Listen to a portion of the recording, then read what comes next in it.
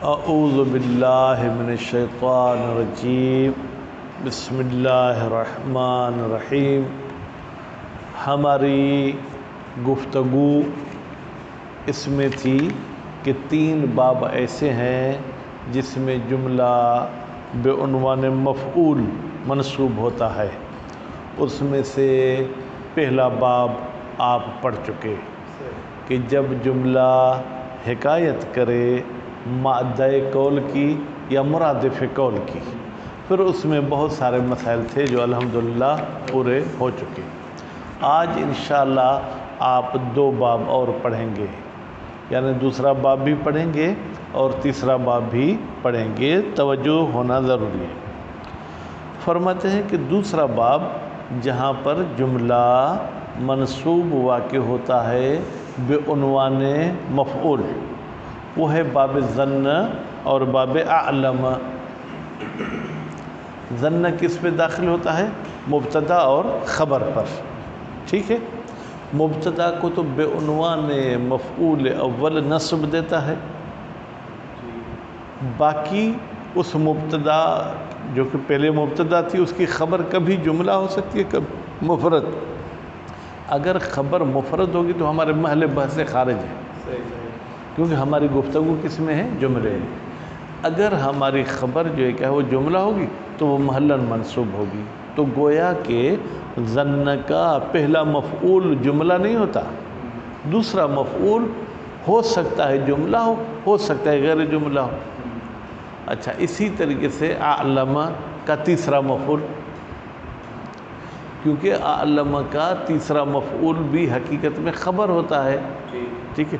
خبر کبھی ہو سکتا ہے مفرد ہو، کبھی ہو سکتا ہے جملہ ہو۔ جب وہ جملہ ہوگی تو ہم اس کو کیا کہیں گے؟ محلاً منصوب ہے، کیونکہ یہ اعلم کے لیے جو ہے کیا وہ مفعول ہے۔ اس کی مثال پھر ایک وہ قول ہے جو ہم کتاب میں پڑھیں گے۔ بات واضح ہوگی۔ تیسرا باب کہتے ہیں وہ ہے باب تعلیق۔ یہ تعلیق کیا ہوتی ہے؟ کہتے ہیں کہ کچھ افعال ایسے ہیں جن کو لفظی عمل کرنے سے رکاوٹیں آ جاتی ہیں، وہ لفظی طور پر عمل نہیں کرتے لیکن معنوی طور پر تو عمل چاہتے ہیں، اس لیے ان کا معمول اگر جملہ ہوگا تو ہم کہیں گے یہ محلاً منصوب ہے، ٹھیک ہے۔ تعلیق کا لفظی ترجمہ ہے لٹکانا۔ تعلیق کا لفظی معنی کیا ہے؟ لٹکانا، یا یوں کریں کہ کسی کو جو ہے کیا ہے انتظار کرانا، ٹھیک ہے۔ تو جب ان افعال کے بعد کوئی ایسا لفظ آئے جو صدارت طلب ہو، ٹھیک ہے، تو وہ صدارت طلب کیا چاہتا ہے کہ میرا ما قبل میرے ما بعد میں اثر نہ کرے۔ جیسے آج کل سیلابی حالات ہیں تو بند دے دیتے ہیں، تو بند رکاوٹ بنتا ہے کہ اس طرف والا پانی اس طرف نہ آئے۔ پانی تو نہیں آئے گا لیکن اس پانی کے اثرات ضرور آئیں گے، نمی آئے گی، ٹھیک ہے۔ تو اس قسم کے، تو بہرحال اسی طریقے سے یہ جو معلق ہے، ہم اس کو معلق کہیں گے رکاوٹ کو، یہ معلق فعل معلق کو لفظی طور پر ما بعد میں عمل نہیں کرنے دے گا لیکن معنوی طور پر وہ عمل کرے گا۔ اچھا، وہ کون سی چیزیں ہیں جو فعل کو معلق کرتی ہیں؟ عام طور پر تو حروف استفہام کے لیے کہا جاتا ہے، ٹھیک ہے، لیکن کچھ علماء نے کہا ہے کہ نہیں، حرف نفی بھی اگر اس فعل کے بعد آ جائے تو حرف نفی سے پہلے والا عامل حرف نفی کے بعد والے معمول میں عمل نہیں کر سکتا ہے۔ بات واضح ہو گئی؟ اب یہ تعلیق کون سے افعال ہوتے ہیں؟ بعض مولوی صاحبان کہتے ہیں کہ یہ جو ہے جناب صرف افعال قلوب ہوتے ہیں، بعض نے کہا ہے کہ نہیں، افعال قلوب کے علاوہ کچھ اور بھی ہیں جو کیا ہے تعلیق ہوتے ہیں۔ بات واضح ہو گئی؟ اس کے بعد پھر فرماتے ہیں کہ یہ جو باب ثالث تعلیق والا جو ہے کیا ہے ہم بحث پڑھ رہے تھے، بھائی توجہ میری طرف ہو، اس میں جو ہے کیا ہے جناب یہ جملہ جو تعلیق ہوتا ہے یہ 3 قسم کا ہو سکتا ہے۔ پہلی قسم یہ ہے کہ اس کا مفعول مقید ہوگا حرف جر کے ذریعے، یعنی جو چیز محلاً منصوب ہو رہی ہے اس پر جو ہے کیا وہ حرف جر موجود ہوگا، ٹھیک ہے۔ حرف جر کی بھی مثال پڑھیں گے۔ اور دوسری صورت یہ ہے کہ جناب وہ مفعول تو ہوگا جملہ لیکن اس میں کوئی حرف جر نہیں ہوگا، ٹھیک ہے۔ اور تیسرا جو ہے کہ وہ آج ہم نہیں پڑھیں گے، وہ یہ ہے کہ ایک ہی مفعول ہے، ایک ہی جملہ ہے، قائم و مقام مفعولین، جو دو مفعول کا قائم و مقام ہو سکتا ہے۔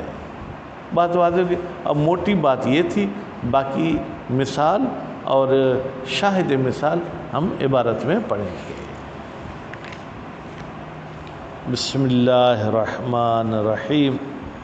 الباب الثانی، دوسرا باب۔ کن میں سے دوسرا باب؟ لاڑی میں سے، اترادی میں سے، کس میں سے؟ فرماتے من الابواب التی، ان ابواب میں سے التی تقع فیہ الجملۃ مفعولا، جن ابواب میں جملہ مفعول واقع ہوتا ہے، ٹھیک ہے۔ الباب الثانی من الابواب باب ظن و اعلم، وہ کون سا باب ہے؟ ظن کا ہے اور اعلم کا ہے۔ فإنہا، انہا کی ضمیر بیٹا کہاں جائے گی؟ جملے کی طرف۔ فإنہا، بتحقیق یہ جملہ، ٹھیک ہے، تقع مفعولا ثانیا لظن، یہ مفعول ثانی ہوگا کس کے لیے؟ ظن کے لیے۔ اگر کوئی پوچھے مفعول اول کیا ہے، آپ بولیں گے وہ جو ہے مبتدا ہوتا ہے۔ وثالثا لأعلم، اور یہ جو ہے جملہ، ٹھیک ہے، مفعول ثالث ہوتا ہے کس کے لیے؟ اعلم کے لیے، کیونکہ حقیقت میں وہ مفعول ثالث خبر ہوتا ہے۔ ہمیشہ جملہ ہونا ضروری نہیں ہے، مفرد بھی ہو سکتا ہے۔ وذالک، ذالک دلیل بتا رہے ہیں کہ کیوں بھائی ان کا جو ہے کیا وہ مفعول ثانی اور ثالث منصوب ہوگا؟ لأن اصلہما، ہما کی ضمیر بیٹا ثانی اور ثالث کی طرف جائے گی، اس لیے کہ مفعول ثانی اور مفعول ثالث کی اصلیت کیا ہے؟ الخبر، وہ یہ ہے کہ یہ خبر ہوتے ہیں۔ ووقوع الخبر جملتاً سائغ، اور خبر کا جملہ واقع ہونا جو کیا ہے؟ جائز۔ سائغ بے معنی جائز، ٹھیک ہے، یعنی لازم نہیں ہے لیکن جملہ بھی ہو سکتا ہے۔ کما فی قول الامام علی بن الحسین علیہما السلام، جیسے کہ یہ ہمارا جو ہے کیا ہے مطلب نحوی نکلتا ہے یا ہم نکالتے ہیں ہمارے چوتھے امام کے قول سے۔ بیٹا علیہما، یہ تثنیہ کی ضمیر کہاں پلٹ رہی ہے؟ احسنتم، امام علی سے مراد کون سے امام علی ہیں؟ احسنتم۔ وارا، بیٹا ارا کیا ہے؟ وہی گویا کہ جو ہے کیا ہے، آپ ظن کی معنی میں لے لیں، ٹھیک ہے، نفسی مفعول اول تخاتلونی، ٹھیک ہے، تخاتلونی باب مفعلہ سے مان لیں، ٹھیک ہے، اور جو ہے کیا ہے جناب تخاتلو فعل، اس میں کون سی ضمیر مستتر ہے فاعل کی جناب ہشام صاحب؟ احسنتم، انت نہیں کہنا کیونکہ نفسی کی طرف جا رہا ہے، ٹھیک ہے، نون نے وقایا ہے، ٹھیک ہے، اور یا پھر تخاتلونی کا مفعول ہے، تو تخاتلونی اپنے فعل مفعول کے ساتھ مل کر جملہ ہوا، اور یہ مفعول ثانی ہے کس کے لیے؟ ارا کے لیے۔ الباب الثالث، تیسرا باب، جہاں پر کیا ہوتا ہے جناب جملہ مفعول کے بنیاد پہ منصوب ہوتا ہے۔ باب تعلیق، باب تعلیق ہے، تعلیق کا مطلب میں نے آپ کو بتا دیا۔ وذالک، اور یہ تعلیق غیر مختص بباب ظن، یہ ظن کے باب کے ساتھ مخصوص نہیں ہے، بل ہوا، بلکہ یہ تعلیق جائز فی کل فعل قلبی، ہر فعل قلبی میں جائز۔ فعل قلبی چاہے ظن کی معنی دے، چاہے شک کی معنی دے، چاہے یقین کی معنی دے۔ ولہذا، اسی وجہ سے، کون سی؟ کہ بھائی یہ تعلیق صرف ظن کے ساتھ مخصوص نہیں ہے بلکہ اور بھی افعال قلوب میں ہو سکتی ہے۔ انقسمت هذه الجملۃ، یہ باب تعلیق والا جملہ تقسیم ہوتا ہے الی ثلاثت اقسام، کتنی قسموں کی طرف بھائی میرے؟ 3 قسموں کی طرف۔ احدھا، ان 3 قسموں میں سے پہلی قسم، ٹھیک ہے، ان تکون الجملۃ، جی یہاں پہلی کا ترجمہ کریں گے، ان تکون الجملۃ، تکون میں بیٹا ہے کی ضمیر مستتر ہے جو پلٹ رہی ہے جملے کی طرف، ہونا چاہیے یا ہوگا وہ جملہ فی موضع مفعول، مفعول کی جگہ پر، لیکن مقید بالجار، اس مفعول میں قید لگائی گئی ہے کس کی؟ جار کی۔ جیسے اولم یتفکروا، بیٹا تفکر بھی فعل قلبی ہے، ٹھیک ہے، تظنوا نہیں ہے، آیا یتفکروا یا تتفکروا، ما بصاحبہم من جنۃ، شاہد مثال ہمارے اس میں ہے کہ یہ ما جو ہے کیا ہے؟ یہ ما نافیہ ہے، لیکن یہ سبب تعلیق بھی ہے، یعنی ما نے یتفکروا کو تھپڑ مار دیا کہ تم میرے ماں بعد عمل نہیں کر سکتے۔ اب بصاحبہم یہ خبر مقدم ہے، من جنۃ یہ گویا کہ مبتدا مؤخر ہے، مبتدا کو مؤخر اس لیے کیا ہے کہ جنۃ نکرہ ہے، اور نکرہ جو ہے کیا ہے ویسے مبتدا نہیں ہو سکتا، لیکن اگر اس کی خبر مقدم ہو تو کوئی گنجائش ہے۔ شاہد مثلا ہماری با میں ہے کہ با جو ہے کیا ہے ظاہری طور پر تو صرف صاحب میں آیا ہے، لیکن گویا کہ اس جملے میں با حرف جر موجود ہے۔ خوب، سورہ اعراف آیت نمبر 194، فَلْيَنْظُرْ، کہتے ہیں کہ بھائی یہ جو حواس خمسہ ہے نا، ان کے ذریعے بھی جو کام سرزد ہوتے ہیں ان کو یہ کیا ہے تعلیق کیا جا سکتا ہے۔ اب ینظر ایک تو وہی قلبی معنی، ینظر بمعنی یعرف، ایک مرتبہ ینظر بالبصر، آنکھوں کے ساتھ دیکھنا۔ فَلْيَنْظُرْ أَيُّهَا أَزْكَىٰ طَعَامًا، ایہا کو مبتدا مان لیں اور ازکا کو جو ہے کہ آپ اس کی خبر مان لیں، ٹھیک ہے۔ تو اب یہاں پر جو ہے کیا ہے یہ پورا جملہ مل کر گویا کہ مفعول واقع ہو گیا کس کا؟ فَلْيَنْظُرْ کا۔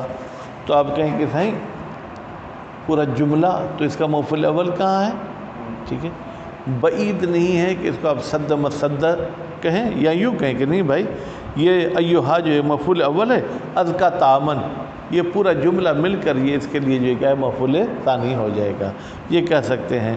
پھر جو ہے کیا ہے آپ کو اس میں بائے جارہ کو کہیں نہ کہیں کوئی تقدیر میں رکھنا پڑے گا، یا آگے بتا رہے ہیں آپ کو کہ نظر کس کے ساتھ متعدی ہوتا ہے اور یہ تفکر کس کے ساتھ متعدی ہوتا ہے، ٹھیک ہے۔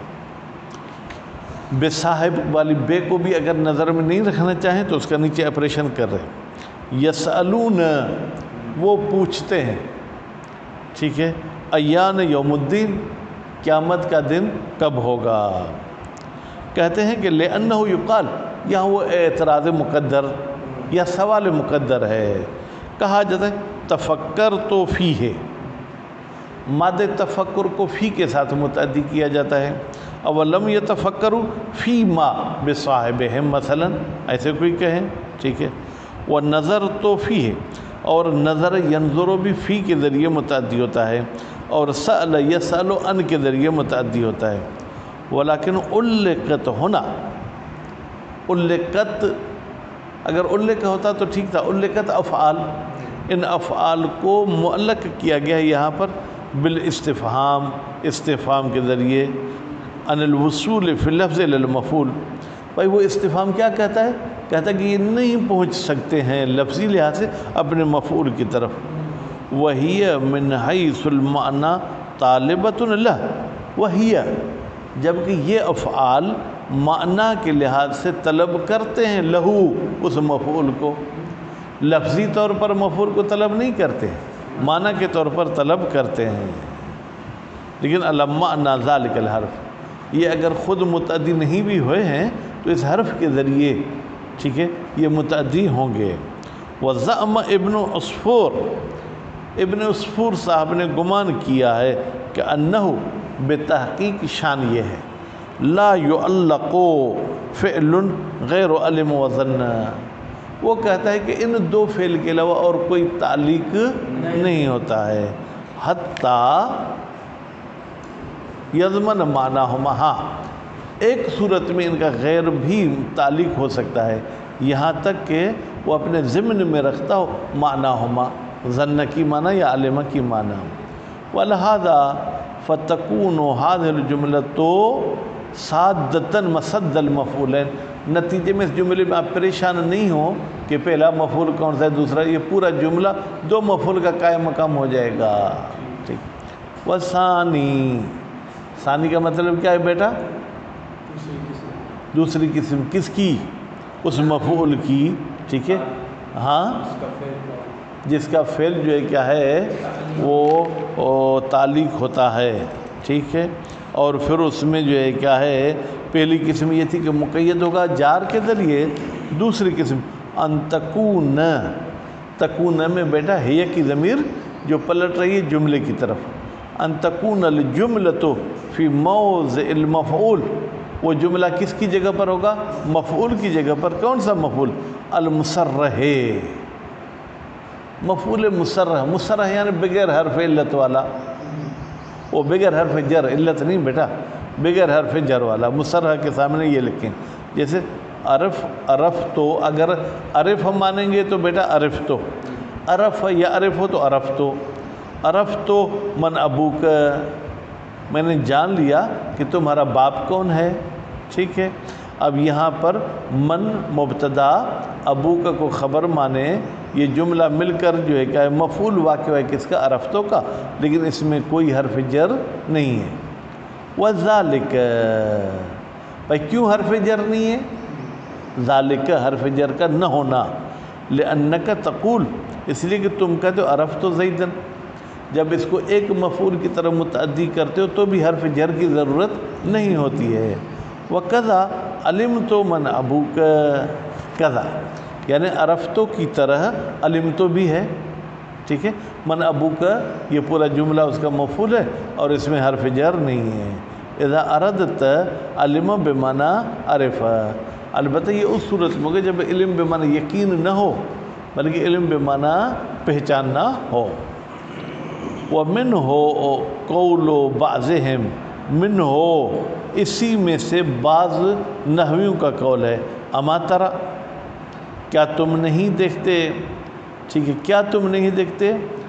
ای برقن یا ایو برقن ہا ہونا، اگر ایو برقن پڑھتے ہیں تو یہ مبتدا اور ہا ہونا یہ اس کی خبر، یہ مل کر پورا جملہ جو ہے کیا وہ مفعول ہو جائے گا کس کا؟ ترا کا. ٹھیک ہے. لأن رأى البصریہ، اس لیے کہ آنکھوں والا دیکھنا، وسائر افعال الحواس، اور تمام وہ افعال جو حواس پنجگانہ کے ہیں. دیکھنا آنکھ کا کام ہے، سونگھنا ناک کا کام ہے. ٹھیک ہے. چکھنا زبان کا کام ہے، سننا کان کا کام ہے، لمس کرنا جو ہے کیا ہے قوت لامسہ کا کام ہے. انما تتعدی بتحقیق، کہ یہ افعال حواس متعدی ہوتے ہیں لواحد بلا خلاف، واحد کی طرف بغیر کسی اختلاف کے. تو اس حوالے سے آپ ترا میں ای برقن کہہ دیں، ای برقن اس کے لیے مفعول بنا دیں، جملے کے ڈھونڈنے کی کوئی ضرورت نہیں ہے. الا سمع، بھائی حواس خمسہ یعنی 5 حواس، 5 میں سے 4 کے افعال ایک مفعول کی طرف متعدی ہوتے ہیں، لیکن سمع ایسا ہے جو ہے کیا ہے 2 مفعول کی طرف متعدی یا جملے کی طرف متعدی ہوتا ہے، لیکن ایک شرط کے ساتھ، المعلقۃ باسم عین، جب اس کو لٹکایا جائے اسم عین پر، یعنی کسی اسم حدث وغیرہ کی طرف اس کی نسبت نہ دی جائے. مثلا سمعت رسول اللہ، میں نے سنا ہے اللہ کے رسول سے، تو سمعت کا مفعول ہم نے رسول اللہ کو بنایا جو کہ اسم عین ہے. ٹھیک ہے. نہ وہ قول امیر المومنین علیہ السلام وَإِنِّي سَمِعْتُ رسول اللہ یقول یعطى یوم القیامت. بیٹا اب یہاں پر گویا کہ رسول اللہ کو آپ مفعول اول کہہ سکتے ہیں، یقول و یعطى یہ جملہ اس کے لیے کیا ہو جائے گا؟ مفعول ثانی ہو جائے گا. ٹھیک ہے. یعطى یوم القیامت بالامام الجائر، ایک ظالم لیڈر کو لایا جائے گا. ابھی ہمارے پاکستان میں تو لفظ امام پہ ہی پریشان ہے کہ بھائی امام خمینی کو امام نہیں کہو، آقا خمینی کہو، ٹھیک ہے بھائی میرے، امام کی معنی ہم معصوم والی تو نہیں لیتے ہیں۔ اب یہ دیکھیں رسول اکرم کی حدیث ہے جس کو حضرت علی علیہ السلام نقل کر رہے ہیں کہ ظالم امام کو لایا جائے گا، یعنی وہاں پر آپ کے پاکستانی حکمرانوں کو بھی امام کہا جائے گا، ٹھیک ہے، وَلَيْسَ مَعَهُ نَصِيرٌ وَلَا آذِرٌ، پھر وہاں پر کوئی چمچہ گیری کرنے والا نہیں ہوگا، نہ کوئی اس کا مددگار ہوگا، نہیں کوئی اس کا عذر پیش کرنے والا ہوگا۔ فقیل متعدیۃ، پھر کہا گیا ہے کہ یہ سمع متعدی ہے لِاثْنَيْن، کتنے کی طرف؟ دو مفعول کی طرف، ثانیہما الجملۃ، بھئی پہلا تو رسول اللہ اس کا مفعول ہے، دوسرا مفعول جو کہ وہ جملہ ہے۔ وقیل الی واحد، اور ایک قیل کہتا ہے کہ نہیں رسول اللہ اس کا مفعول ہے، والجملۃ حال، اور بعد والا جملہ جو ہے کہ پورا کا پورا حال ہے۔ فَإِنْ عُلِّقَتْ بِمَسْمُوعٍ فَمُتَعَدِّيَةٌ لِوَاحِدٍ اتفاقاً، اچھا اگر اس سمع کو معلق کیا جائے اس چیز کے ساتھ جو سنی گئی ہے، یعنی اس میں عین کے ساتھ نہیں، اس میں حدث کے ساتھ، مثلا میں نے اس کی چیخ سنی، میں نے اس کی آواز سنی، ٹھیک ہے، تو پھر یہ ایک مفعول کی طرف متعدی ہوتا ہے، جیسے اللہ تعالیٰ کا قول ہے یوم یسمعون صیحۃ بالحق، اس دن وہ سنیں گے ایک آواز حق والی، تو یہاں پر صیحۃ مفعول واحد ہے جو یسمعون کے لیے مفعول واقع ہوا ہے۔ یا رسول اکرم صلی اللہ علیہ وآلہ وسلم کا فرمان ہے، کس کو؟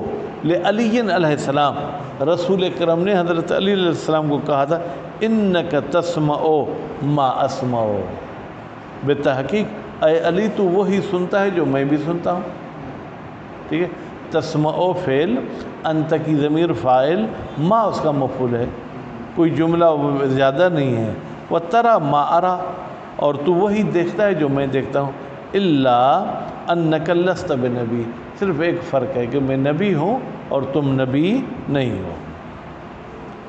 وَلَيْسَ مِنَ الْبَابِ، اب کہتے ہیں یہ جو آیت ہمارے سامنے آئی ہے کہ یہ بھی اس باب میں سے ہے کہ ہم کہیں کہ مثلا یہ تعلیق ہوئی ہے، اس کے مفعول پر کوئی حرف جر آیا ہے یا نہیں آیا، کہتے ہیں لیس من الباب، یہ تیسرے باب میں سے نہیں ہے، کون؟ یہ قول خدا، ثم لننزعن من كل شیعۃ ایہم اشد علی الرحمن عطیہ، بیٹا ظاہراً فعل یہاں پر ننزعن آیا ہے اور کوئی فعل نہیں آیا ہے، پھر کہتے ہیں کہ من کل شیعۃ کو تو آپ بس ایسے ہی جار مجرور مان لیں، پھر ایہم اشد علی الرحمن عطیہ یہ پورا جملہ اس کا مفعول مانے، کہتے نہیں یہ اس کا مفعول نہیں ہوگا، خلافاً لیونس، یونس صاحب اس کو جملے کو مفعول مانتا ہے، لأن بھائی بغیر دلیل کے ہم بات کیوں مانیں؟